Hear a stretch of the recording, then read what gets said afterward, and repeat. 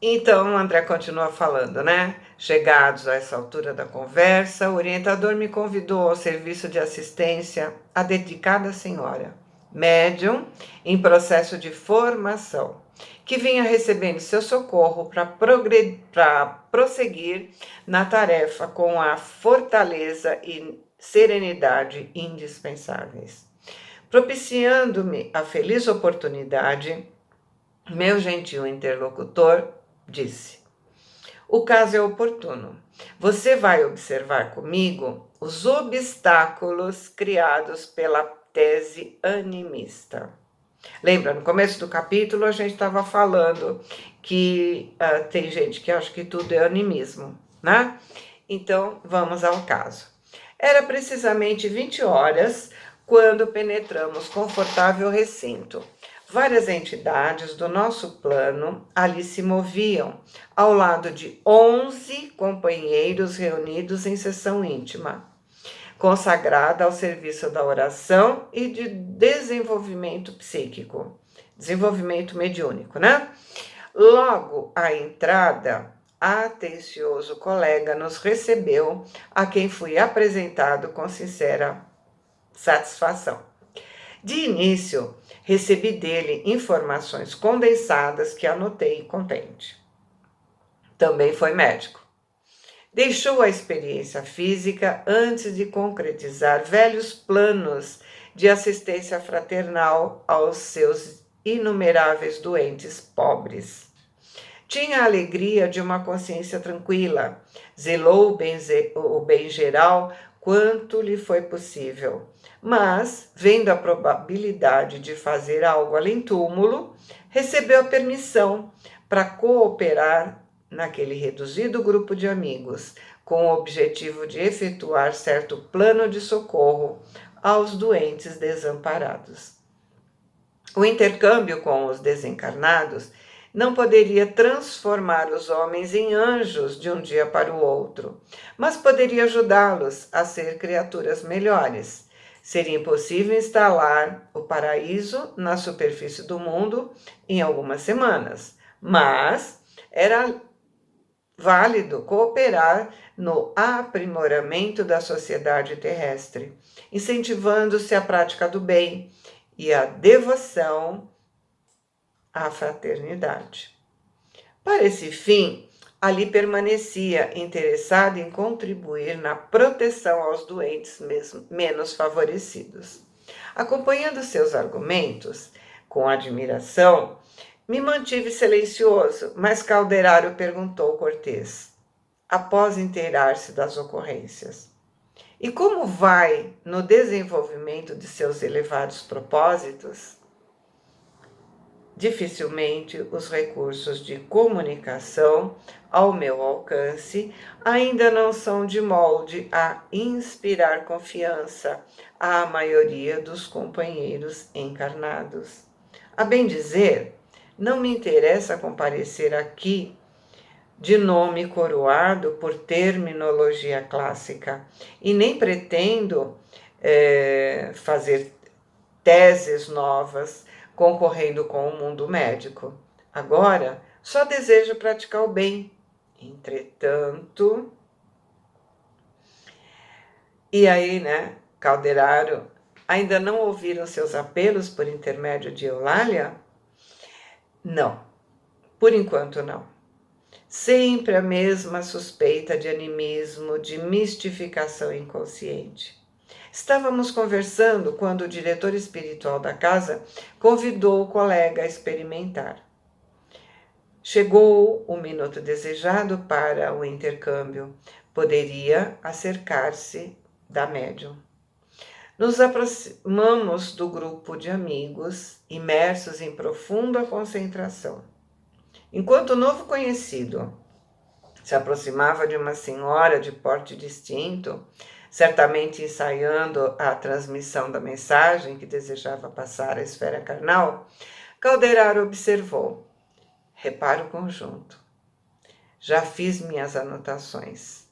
Com exceção de 3 pessoas, os demais, em número de 8, guardam atitude favorável. Todos esses se encontram na posição de médiuns, pela passividade que demonstram. Analise a irmã Eulália e você reconhecerá que o estado receptivo mais adiantado lhe pertence. Dos 8 cooperadores prováveis, é a que mais se aproxima do tipo necessário. No entanto, o nosso amigo médico não encontra em sua organização psicofísica elementos afins perfeitos. Nossa colaboradora não se liga a ele através de todos os centros perispirituais. Não é capaz de se elevar à mesma frequência de vibração em que se acha o comunicante. Não possui suficiente espaço interior para compartilhar suas ideias e conhecimentos. Não absorve o seu entusiasmo total pela ciência, porque ainda não traz de outras existências, nem construiu, na experiência atual, as necessárias teclas evolucionárias que só o trabalho sentido e vivido lhe pode conferir. Eulália, porém, manifesta um grande poder, o da boa vontade criadora, sem o qual é impossível o início da ascensão às zonas mais altas da vida. É a porta mais importante pelo qual se entenderá com o médico desencarnado. Por sua vez, este, para realizar o nobre desejo que o anima, se vê forçado, em face das circunstâncias, a pôr de lado a nomenclatura oficial, a linguagem de médico, né? A técnica científica, o patrimônio das palavras que lhe é peculiar, as definições novas, a ficha de renome que lhe coroa a memória nos círculos dos conhecidos e dos clientes. Poderá identificar-se com Eulália para a mensagem precisa, usando também, por sua vez, a boa vontade. E adotando essa forma de comunicação, se valerá, acima de tudo, da harmonia mental, reduzindo ao mínimo a influência sobre os centros neuropsíquicos. É que em matéria de mediunismo, há tipos idênticos de faculdades, mas enorme desigualdade nos graus de capacidade receptiva, os quais variam infinitamente como as pessoas. Ou seja, todos são médiuns, mas há uma diferença muito grande entre as suas capacidades. Quando não há possibilidade de o espírito passar a mensagem como ele precisaria, ele apenas dá uma simples mensagem. Sim, existe médium que por vaidade mistifica, mas estamos falando de médium responsável, de médium de boa vontade. O instrutor silenciou por alguns momentos e prosseguiu. Não se esqueça que formamos agora uma equipe de trabalhadores em ação experimental. Nem o provável comunicante chegou a concretizar as bases de seu projeto. Nem a médium conseguiu ainda suficiente clareza e permeabilidade, afinidade, para cooperar com ele.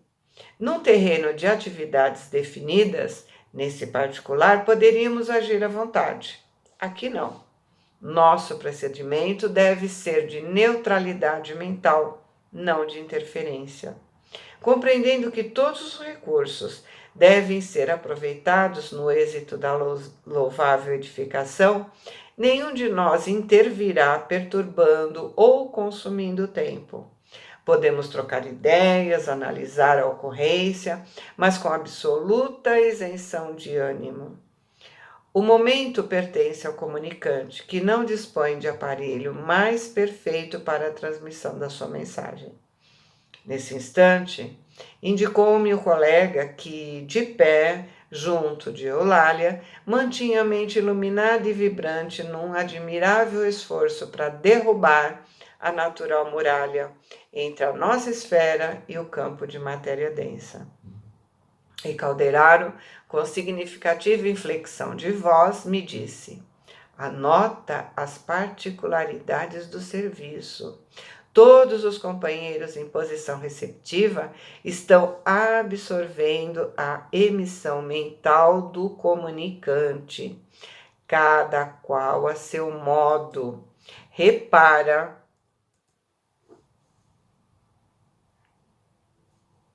calmamente. Circulei a mesa e vi que os raios de força positiva do mensageiro efetivamente incidiam em 8 pessoas. Lembra, três não estavam tão receptivas, as 8 pessoas estavam receptivas. Então, todas essas 8 estavam recebendo essa força positiva. Reconheci que o tema central do desejo formulado por nosso amigo no tocante ao projeto de assistência aos enfermos alcançava o cérebro dos que se conservavam em atitude passiva, ou seja, estavam em meditação, na tela animada de concentração de energias mentais. Cada irmão recebia o influxo sugestivo que de logo lhe provocava a livre associação dos psicanalistas. Fixei as particularidades com atenção.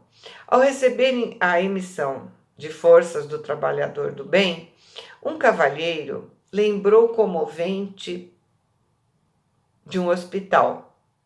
O outro relembrou o exemplo de uma enfermeira bondosa que travava com ele relações.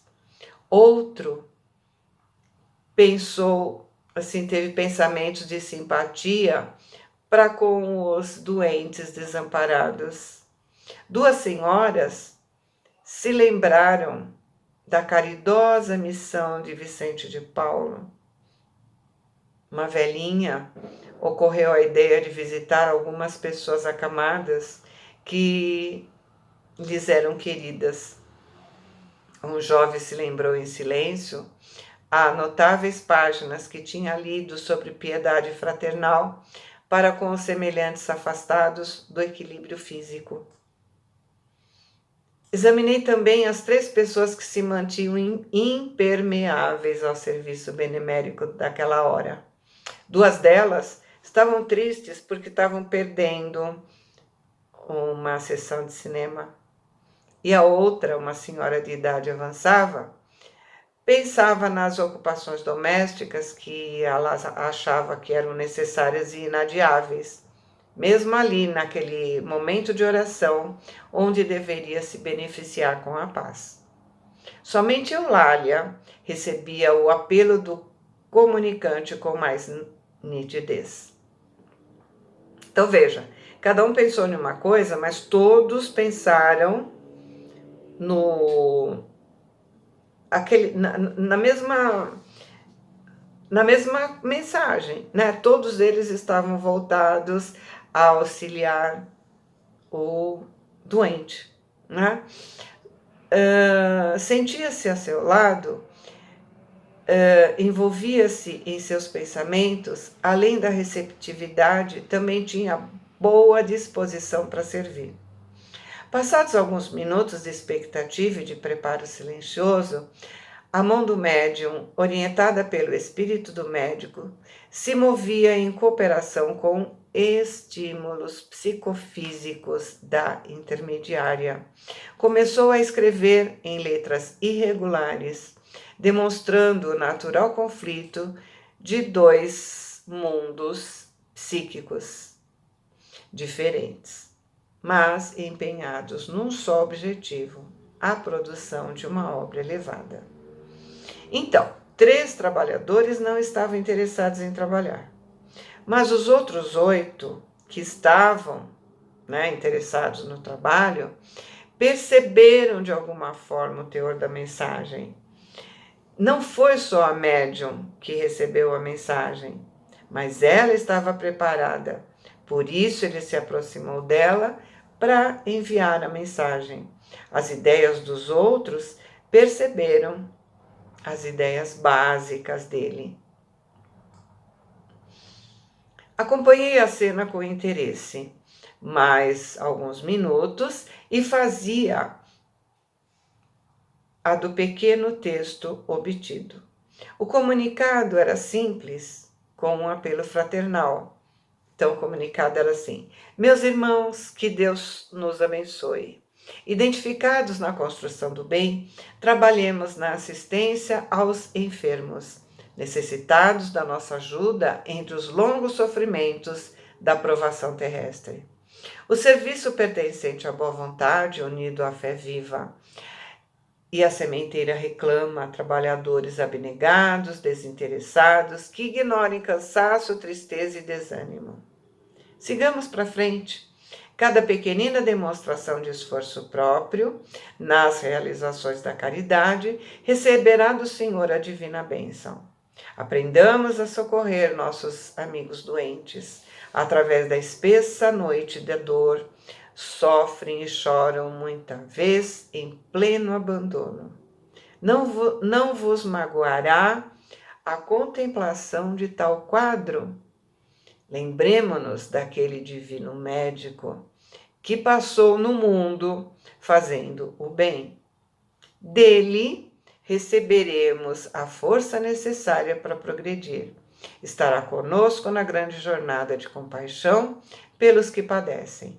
Confiamos a vós, em vossa dedicação, à causa da bondade evangélica. A estrada será talvez difícil, acidentada. Entretanto, o Senhor permanecerá conosco. Prossigamos sem medo e que Ele nos abençoe agora e sempre. O comunicante assinou o nome e daí a alguns minutos encerravam seus serviços espirituais da noite. O presidente da sessão, seguido pelos demais companheiros, iniciou o estudo e debate da mensagem. Todos concordaram em que era edificante na essência. Não procedia, possivelmente, do conhecido profissional que assinou. Faltavam os característicos especiais, pois um médico usaria a nomenclatura adequada e se afastaria do ideal comum.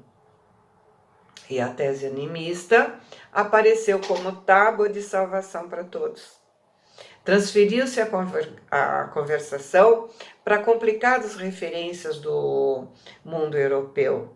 Falou-se extensamente de Richer e do metapsiquismo internacional, Pierre Janet, Charcot, de Rochat, Akizakov, eram a cada passo trazidos à baila.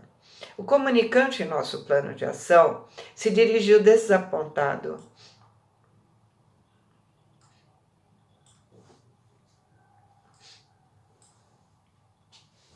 ao meu orientador, né? Aí ele falou: ora essa, jamais desejei despertar semelhante polêmica doméstica. Pretendemos algo diferente. Nos bastaria um pouco de amor pelos doentes, nada mais. Calderaro sorriu sem dizer palavra e, evidenciando preocupação e objetivo mais importante, aproximou-se de Eulália, que estava entristecida. A médium ouvia as definições preciosas com irrefreável amargura. Agora, sua mente ficou turva, empanada pelos densos véus da dúvida. A argumentação escurecia o seu entendimento. Seu olhar se encheram de lágrimas que não chegaram a cair. Olha isso. Os mentores preparam a mensagem, isolam aqueles que estão com o pensamento em outra coisa, fazem com que todos sintam o teor do assunto a ser passado. E apesar de todos sentirem a mesma mensagem, duvidam, acham que é coisa da cabeça. E acabam por achar que foi animismo, porque colocam o raciocínio acima de tudo e começam a analisar detalhes da mensagem.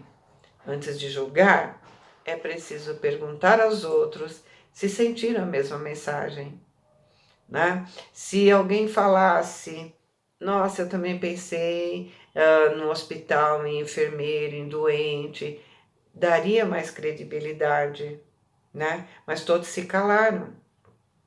Foi melhor achar que foi animismo e pronto, porque não tinham palavras rebuscadas, né? Palavras típicas de médico, porque ela não tinha entendimento suficiente para escrever essas palavras. Então, a necessidade do médium estudar, do médium poder ser o melhor possível para que a mensagem possa ser passada. E aí ele fala, né? O instrutor se aproximou dela e aí ele falou: nossos amigos encarnados nem sempre examinam as situações pelo prisma da justiça real. Eulália, colaboradora preciosa e sincera, se ainda não completou as aquisições culturais no campo científico, é suficientemente rica em amor para contribuir com a sementeira de luz. Porém, está desprotegida entre os companheiros invigilantes. Permanece sozinha e assediada como está, é suscetível de se abater. Precisamos auxiliá-la sem demora. Então, o assistente colocou a mão espalmada sobre a cabeça da nossa respeitável irmã e expelia brilhantes raios que desciam do encéfalo ao tórax dela como um fluxo renovador. A médium, que antes parecia torturada, entorpecida a custo, a natural reação às opiniões que ouvia, se acalmou. Não mais transparecia descontentamento, a sua tristeza destrutiva se dissipou. Os centros perispiríticos tornaram a normalidade, a epífise irradiou branda luz. As nuvens de mágoa que se esboçavam em sua mente sumiram como por encanto. Resumindo, amparada pela atuação direta do seu orientador, Eulália sabia das dificuldades do trabalho e mergulhava gradativamente no ameno clima da compreensão. Estabelecendo a tranquilidade, o instrutor em seguida conservou as mãos apoiadas nos lobos frontais, agindo nela, né, sobre as suas fibras inibidoras. Então, observei nova mudança. A mente da médium como que se introvertia, desinteressando-se pela conversação em volta dela e ficando mais atenta ao nosso campo de ação. O contato benéfico do assistente cortava de modo imperceptível para ela o interesse pela referência sem proveito, convocando-a a mais íntimo intercâmbio conosco. Com ternura paternal, Calderaro, mantendo a mão na mesma postura, se inclinou aos seus ouvidos e falou: Eulália, não desanime. A fé representa a força que sustenta o espírito na frente do combate pela vitória da luz divina e do amor universal. Nossos amigos não te acusam, nem te ferem, tão somente dormem na ilusão e sonham. Separados da verdade, simplesmente isso. Desculpa pelas futilidades do momento. Mais tarde, eles vão despertar para o esforço e se espelhar no bem. Investigam com os olhos a superfície das coisas, mas seus ouvidos ainda não escutam o sublime apelo à redenção. Sigamos para frente. Estaremos contigo na tarefa diária. É necessário amar e perdoar sempre, esquecendo o dia escuro, a fim de alcançar os milênios luminosos. Não desanime. O Pai te abençoará. Reparei que Eulália não registrava aquelas palavras com os ouvidos. Seus lobos frontais se encheram de intensa luz. As frases comovedoras do instrutor se represavam no cérebro e no coração, como pensamentos sublimes que caíam dos céus, saturados de calor reconfortante e bendito. E ela respondeu, no fundo da sua alma, embora os lábios se calavam, né, naquele incompreendido silêncio. Sim, trabalharia até o fim, consciente de que o serviço da verdade pertence ao Senhor e não aos homens. Desculparia todos os golpes, receberia as objeções dos outros, transformando-a em auxílios. Converteria as opiniões desanimadoras em motivos de energia nova. Teria pressa em reconhecer os próprios defeitos, sempre que fossem apontados pela fraqueza de alguém, agradecendo pela oportunidade de corrigir, quanto possível. Caminharia para frente. A mediunidade seria um campo de trabalho onde aperfeiçoaria os sentimentos que nutria, sem pensar nos utensílios para servi-la. Que lhe importavam as dificuldades psicográficas se o seu coração pulsava disposto a amar? Sim. Ouviria as sugestões do bem antes de tudo. Seria fiel a Deus e a si mesma. Se os companheiros humanos não a pudessem entender, não lhe restava o conforto de ser compreendida pelos amigos da vida espiritual? A fim da experiência terrestre, haveria suficiente luz para todos. A ela cumpria crer, trabalhar, amar e esperar no Divino Senhor. O assistente retirou as mãos, deixando-a livre e reaproximando-se de mim, disse: Nosso irmão foi auxiliado e está bem. Louvado seja Deus. Observando os lobos da médium, tão revestidos de luminosidade, eu demonstrei a Calderaro a minha admiração. O instrutor amigo, não se esquivando a novos esclarecimentos, disse: Eulália, nesse instante, fixa mentalmente na região mais alta que lhe é possível. Recolhe-se calma no santuário mais íntimo, de modo a compreender e desculpar com proveito. Indicando a referida região cerebral, concluiu: nos lobos frontais, a parte fisiológica, né, André? Exteriorização fisiológica de centros perispiríticos importantes repousam milhões de células à espera para funcionar no esforço humano no setor da espiritualização. Nenhum homem, dentre os mais arrojados pensadores da humanidade, desde o passado até hoje, conseguiu jamais utilizar na 10ª parte. São forças de um campo virgem que a alma conquistará não somente em continuidade evolutiva, mas a golpes de autoeducação, de aprimoramento moral e de elevação sublime. Tal serviço, meu amigo, só a fé vigorosa e reveladora pode iniciar, como lâmpada indispensável ao progresso individual. Então, esse capítulo deixa claro duas coisas. Nós precisamos conversar depois de receber uma comunicação, para ver se a maioria recebeu o mesmo teor de mensagem, né? E outra coisa, o médium que recebe a mensagem deve deixar o orgulho de lado quando os outros questionam a validade da mensagem. Ele não pode se melindrar e nem desistir do grupo.